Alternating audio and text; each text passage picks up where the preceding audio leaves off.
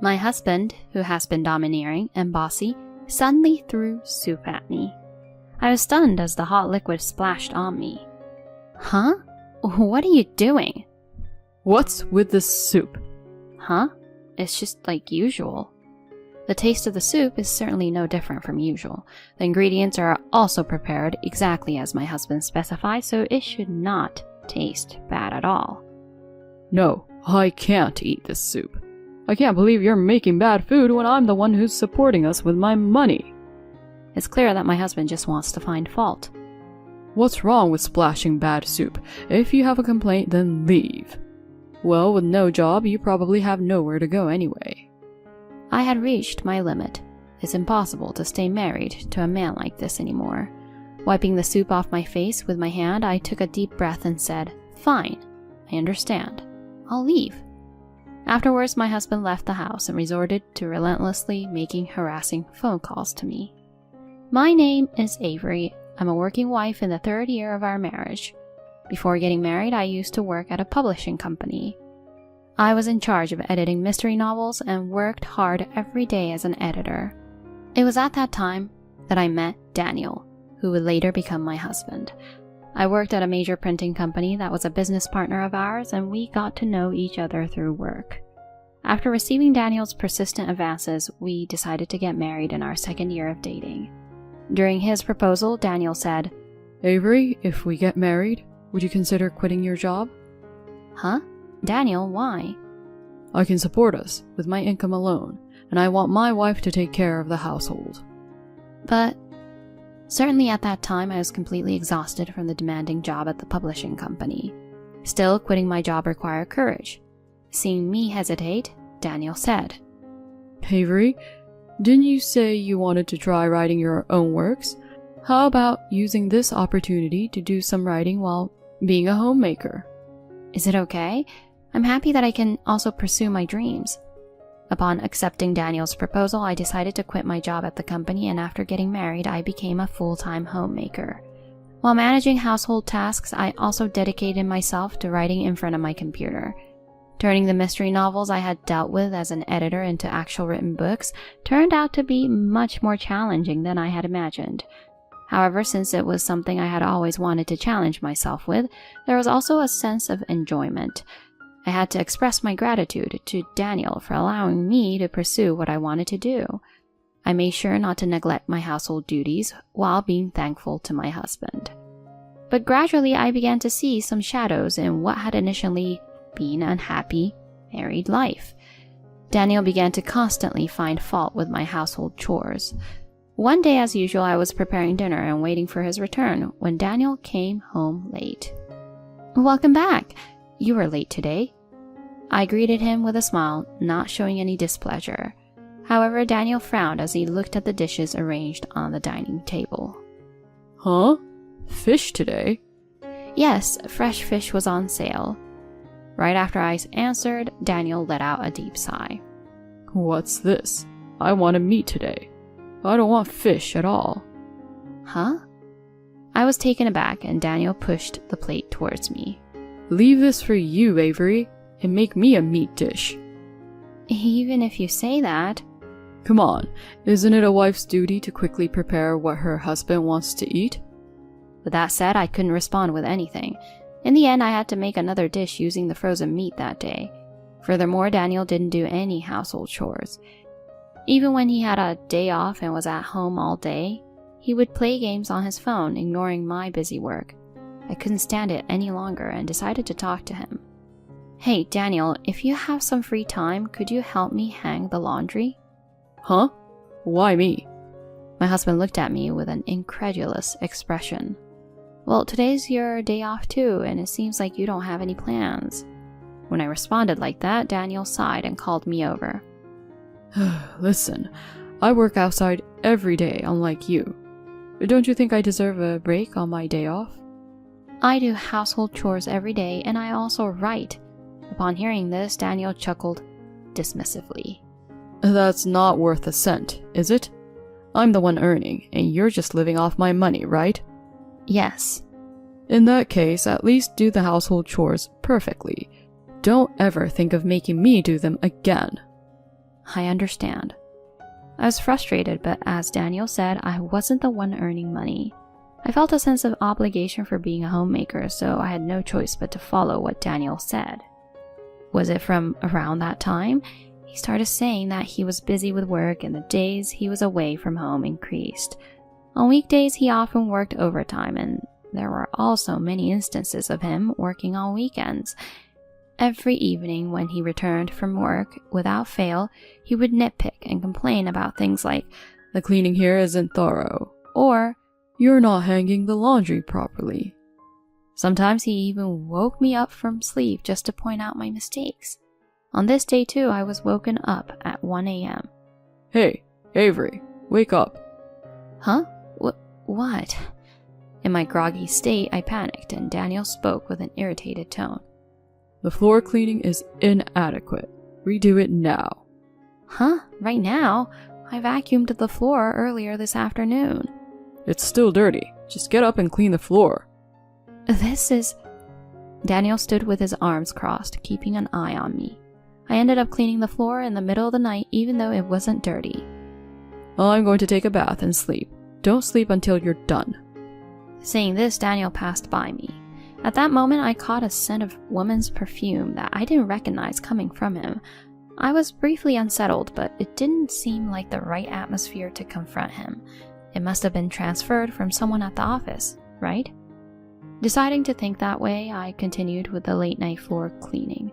During that time, I was rushing to finish household chores and then concentrating on writing in the little time I had. At first, I had thought about writing a full-length novel to submit to a publishing company or enter into a competition. However, given my current lifestyle, it seemed challenging to complete a full-length novel. Therefore, I decided to serialize it on a publishing website. Fortunately, the works I submitted began to gain readers little by little. Seeing the comments from readers was also an encouragement to me. In the midst of a day full of household chores and continuing to meet Daniel's high demands, writing and submitting novels was my only respite. During those days, winter arrived and I caught the flu. My fever was nearly 104 degrees Fahrenheit and I couldn't even move. On that day, I couldn't manage even the most basic household chores and I had been lying down since morning. When Daniel returned home late at night and saw me in that condition, he raised his voice once again. "Hey, what are you thinking? You can't do any housework at all." I'm sorry. I went to the hospital at noon and they said I have the flu. My fever was so high that I couldn't get up. Even with my feeble response, Daniel clicked his tongue. "You're a full-time housewife. You can't even do housework properly?" You really have a good life, huh? "Why are you making excuses? Get up and do the housework already." Daniel pulls my arm and tries to force me to stand, but my body lacks the strength to get up. Please, Daniel, can you go easy on me today? "Fine, then sleep in the hallway. I don't want you to infect me if you're sick." Huh? Daniel dragged me, defenseless, out of the bedroom and into the freezing hallway. I attempted to return to the bed, but right in front of me, he closed the bedroom door and even locked it. I could only slump down in the hallway feeling hazy. Why was Daniel doing such terrible things? There must be a reason. Even though I was feverish, I decided to investigate my husband. Later, after I had somewhat recovered, I began secretly researching Daniel. On the surface, I continued to do housework and cater to his demands so that he wouldn't suspect anything. And I spent my savings from when I was single to hire a private investigator. Remarkable facts came to light. I never would have expected that Daniel was doing such a thing. Knowing this, I decided to keep the truth to myself, as I was certain that if this fact came to light, it would shake up my life. While holding on to this secret, I continued to live my life as usual for a while. Meanwhile, Daniel's terrible behavior remained unchanged, and the stress of keeping this secret began to take a toll on me. I was losing weight rapidly, and I even started experiencing chronic stomach aches. At this rate, I would be in a bad state. I needed to do something. During that period of contemplation, I received an email in my inbox. A few days later, I was waiting for Daniel as usual, cooking dinner.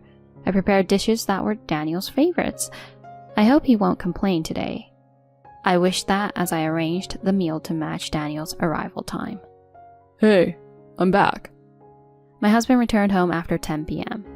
Welcome back. Dinner is ready. Huh? Lamb steak tonight? That's great. Daniel seemed strangely cheerful. Because I was forbidden from having dinner until he returned, I started eating as soon as Daniel sat at the table. But the next moment, Daniel suddenly threw soup at me. Showered with hot liquid, I was left dumbfounded. What? What are you doing? What's wrong with this soup? Huh? It's the same as usual. Indeed, the taste of the soup was no different from usual. The ingredients were also prepared exactly as Daniel had specified, and it certainly wasn't bad. No, this soup is absolutely inedible. Despite the fact that I'm the one supporting you with my money, you go and make terrible food. Are you serious? Daniel was grinning as he looked at me, and it was evident that he just wanted to find fault. Yeah, I'm dead serious. What's wrong with throwing this awful soup at you? If you've got a problem, then get out. Oh, and with no job, you've got nowhere to go, do you? I had reached my limit. I couldn't bear to be with a man like this any longer. Wiping the soup off my face, I took a deep breath and said, "All right, I'll leave." At that moment, Daniel was briefly taken aback, but quickly returned to grinning. Huh, you're just pretending to be strong. Well, if you can't leave, then go ahead. I know you'll come crawling back soon enough. I left the table in silence, took a shower, and packed my things. Daniel was already snoring in the bedroom, so I left without saying a word. The next day, while relaxing at my parents' house, I received a call from Daniel. When I ignore it, it persistently calls every few minutes. It's what you'd call harassment calls, you know. But I continued to ignore them. Then 3 days later, I had had enough of the incessant calls, so I reluctantly decided to answer. Hello? Hey, you! Where the hell are you? You just silently disappeared. He yelled loudly, and I responded calmly. I'm at my parents' house, you know. Huh? Are you serious about leaving like that? Cut it out already. You were the one who told me to leave, weren't you? You're taking it seriously. Get back home now and do the housework. Daniel shouted angrily. In response, I sighed and replied, I won't be returning to that house. Huh? After work, I'll be waiting for you at the cafe near your office. Let's talk there. Goodbye. With that, I hung up. If he could at least apologize, that last hope was easily dashed. I won't show him any mercy anymore. Now, shall I proceed? I muttered to myself and sent an email to a certain place. Several hours later, as promised, I waited at the cafe, and an infuriated Daniel appeared. Hey, what do you mean you won't go back? As soon as he sat down, Daniel roughly said such words. I can't be your wife anymore. I answered quietly, and Daniel turned red and was about to speak. Just then, Daniel's phone rang. Are you going to answer it? It might be something urgent. I told him that, and he reluctantly answered the phone with an annoyed expression.